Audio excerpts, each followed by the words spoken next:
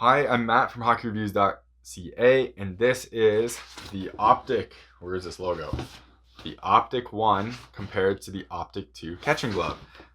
So, few things right off the bat. Pro Palm, retail glove. So weight and stuff isn't really comparable. Closure is sort of comparable, but we'll kind of get into that too. This was one of my favorite gloves I've ever used. I don't like to talk about break angles because every company does it differently, and I feel every glove is pretty unique.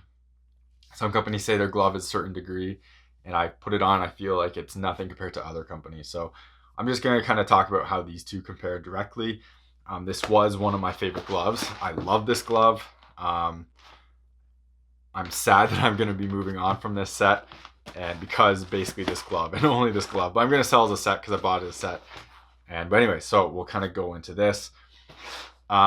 This had a very unique design to it because it had a dual break kind of palm. It allowed you to kind of close it in two different ways, and mine has been used so much it's not really easy to show, but basically like this or like this. And it might not be showing up on camera, but I'm moving my hand in a different way.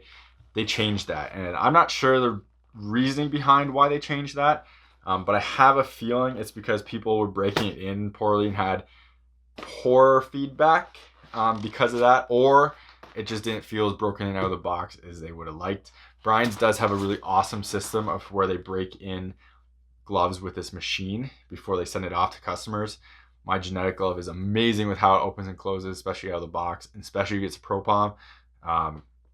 So I have a feeling that their new way will allow it to open and close a little bit better out of the box. With that said, I think this glove was missed for that because it doesn't close that amazingly out of the box. It's pretty good, but it's not like GNetik good. But the big difference here between these two is that break angle.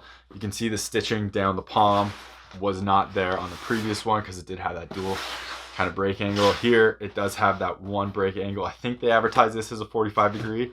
To me, when I put these two on, it feels, completely honest, pretty close.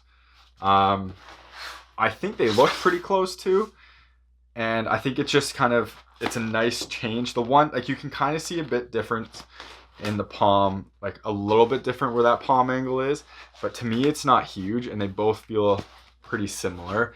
This one feels like it will definitely soften up more in the long run because I can feel that kind of where the stitching is, and to me, like, it closes more naturally over that where this one kind of, I'm not gonna say fought it, but it does have that bit of a gap down here, and they really fixed that, I believe, in the new one and kind of tapered it off. So one thing that did stay is you can kind of see the squared off fingers. Pretty similar design throughout. I'm looking at the lacing patterns, and it all looks pretty similar all the way through in terms of like up here in the T. A lot of it does look pretty similar. Like the whole backhand padding is very similar all the way through. You lose this mesh, but you look at it and it's very, very similar. Like I said, all the way through. I have no problems with that because I think the Optik 1 was a great glove, and the Optik 2 is just an evolution of that. So it's making it a little bit better, which is good for me because I love the Optik 1. So I got a split T. I think a single T was stock, so I'm not going to really talk about that because that's not really important. But I guess we'll open this up to take a look at it. This is very similar to how the GNetik glove opens now, that one little piece, but you can see how much this one opens, and it's pretty awesome. But as well, very similar to how the original Optik opened. Actually, the backhand looks basically identical all the way through.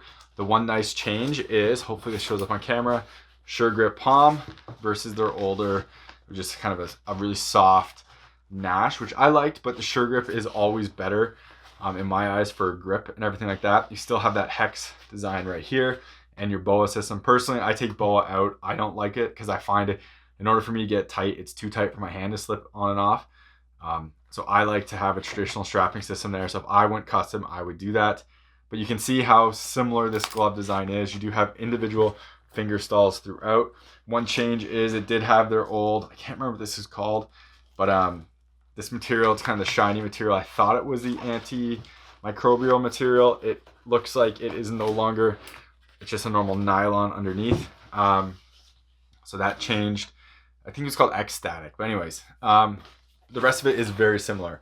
These gloves are very similar, and that's okay, because it was a good glove to begin with. Now, one thing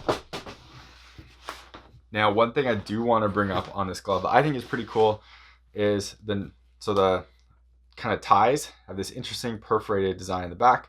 Not sure the reason for it, but it's kind of cool. Want to point it out. Hopefully it comes off on camera. Now, break angle. Again, I have a hard time judging this because every glove feels totally different. To me, when I wear this, it feels most similar to an E-Flex. So 600 on the CCM. Now, I'm not sure if that is what it's supposed to be, but that's kind of how all of mine felt, or how I feel with it. I feel more comfortable with it with my hands kind of out here, catching pucks versus like up a bit. So that's what feels similar to me. I really want to use one of these gloves and try it out. I'm pretty impressed with it. Again, it's just an updated version of the Optik one. Not a ton of changes, but some nice changes. So it should be pretty good in that sense because I love this glove. Moving on to something slightly better. And yeah, so thank you very much for watching.